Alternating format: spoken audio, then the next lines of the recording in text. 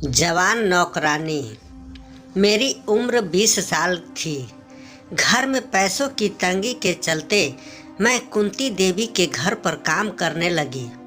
मैं बड़ी मेहनत से उनके घर का सारा काम करती थी।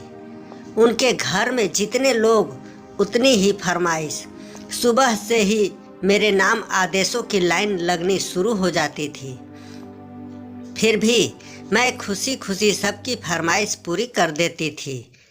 मैंने भी जैसे अपने 2 पैरों में 10 पहिए लगा रखे हों।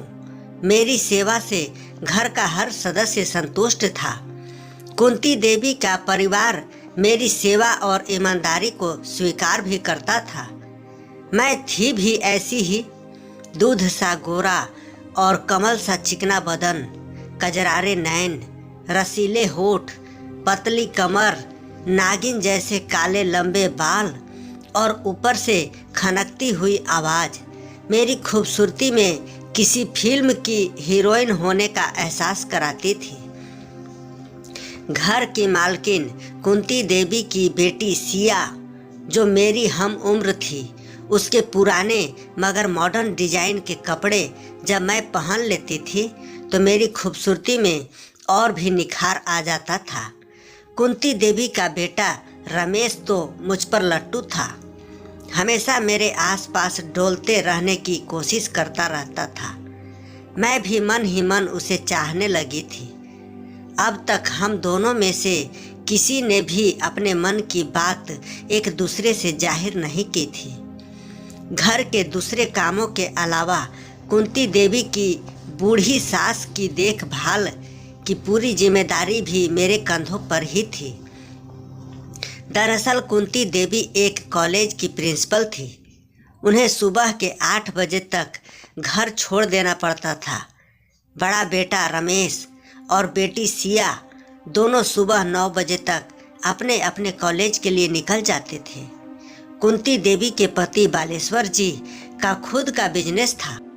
उनके मिलने वालों के चाय नाश्ते का इंतजाम भी मुझको ही देखना पड़ता था। मैं सुबह के 7 बजते बजते उनके फ्लैट पर पहुंच जाती थी। पूरे 10 घंटे लगातार काम करने के बाद शाम के 6 बजे तक ही मैं अपने घर लौट पाती थी। एक दिन मैं कुंती देवी के घर पर अकेली थी। बूढ़ी अम्मा भी किसी काम से पड़ोस में गई हुई थी। घर का काम निपटाकर थोड़ा सुस्ताने के लिए मैं जैसे ही बैठी, दरवाजे की घंटी बज उठी। मैंने दरवाज़ा खोला तो सामने रमेश खड़ा था। घर में और कोई नहीं है क्या? रमेश ने अंदर आते हुए पूछा। नहीं, मैंने छोटा सा जवाब दिया। कमरे में खुद के अलावा रमेश की मौजूदगी ने मेरे दिल की धड़कन बढ़ा दी थी। मैं अपनी नज़रें चुरा रही थी। उधर रमेश का दिमाग मुझको अकेला पाकर बहकने लगा था। रमेश ने अपने कमरे में जाते हुए मुझको 1 गिलास पानी देने के लिए आवाज़ लगाई। मैं पानी लेकर कमरे में पहुंची। रमेश ने मुझे गिलास मेज पर रख देने का इशारा किया। गिलास रखकर जब मैं लौटने लगी तो रमेश ने मुझे पीछे से अपनी बाहों में कसकर जकड़ लिया। एक तो लड़की की गदराई देह, मुश्किल से मिली तन्हाई और मालिक होने का रोब। रमेश पूरी तरह अपने अंदर के हैवान के आगे मजबूर हो चुका था। ये आप क्या कर रहे हैं साहब? मैं बुरी तरह डरी हुई थी। वही जो तुम चाहती हो। तुम्हें तो फिल्मों की हीरोइन होना चाहिए था। किन कंगाल के घर पैदा हो गई तुम। कोई बात नहीं, तुम तो किसी बड़े घर की बहू बनने के लायक हो मेरी जान। मैं तुम्हें बहुत प्यार करता हूँ। मैं तुमसे शादी करना चाहता हूँ।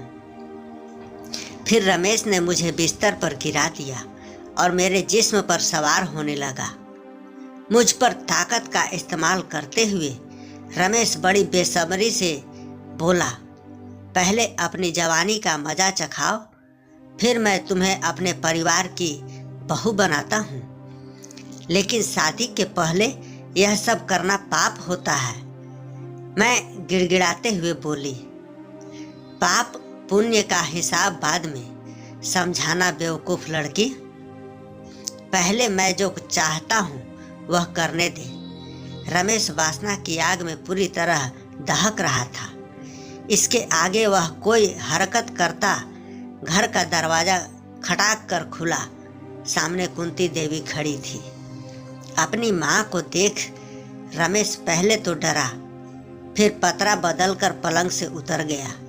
मैं भी उठ खड़ी हुई। यह सब क्या हो रहा है? कुंती देवी चीखते हुए बोली, देखिए ना मम्मी, कैसी बदचलन लड़की को आपने घर में नौकरी दे रखी है। अकेला देखकर इसने मुझे जबरन बिस्तर पर खींच लिया। यह इस घर की बहू बनने के सपने देख रही है। रमेश ने एक ही सांस में अपना पूरा कसूर मेरे सिर पर मार दिया। नहीं मालकिन, नहीं, यह सच नहीं है, कहते हुए मैं रो पड़ी। देख रही है मम्मी, कितनी ढीठ है यह लड़की। यह कब से मुझ पर डोरे डाल रही है। आज मुझे अकेला पाकर अपनी असलियत पर उतर ही आई। रमेश सफाई देता हुआ बोला, मैं खूब जानती हूँ इन छोटे लोगों को, अपनी औकात दिखा ही देते हैं। अब मैं इसे काम पर नहीं रख सकती। कुंती देवी मुझ पर आंखें तरेरते हुए बोली, नहीं मालकिन, ऐसा मत कीजिए, हम लोग भूखे मर जाएंगे। मैं बोली, भूखे क्यों मरोगी? अपनी टकसाल लेकर बाजार में बैठ जाओ। अपनी भूख के साथ साथ दूसरों की भी भूख मिटाओ। घरों में झाड़ू पोछा करके कितना कमाओगी? चलो निकलो अभी मेरे घर से। मेरे बेटे पर लांछन लगाती है। कुंती देवी बेरुखी से बोली। मैं हैरान सी सब कुछ सुनती देखती रही। मेरा सिर चकराने लगा। कुछ देर में जाकर मैं संभली और बिना उनकी तरफ देखे दरवाजे से बाहर निकल गई। घर आकर मैंने रोते रोते सारी दास्तान अपनी माँ को सुनाई। मेरी माँ हैरान रह गई। माँ, इसमें मेरी कोई गलती नहीं है।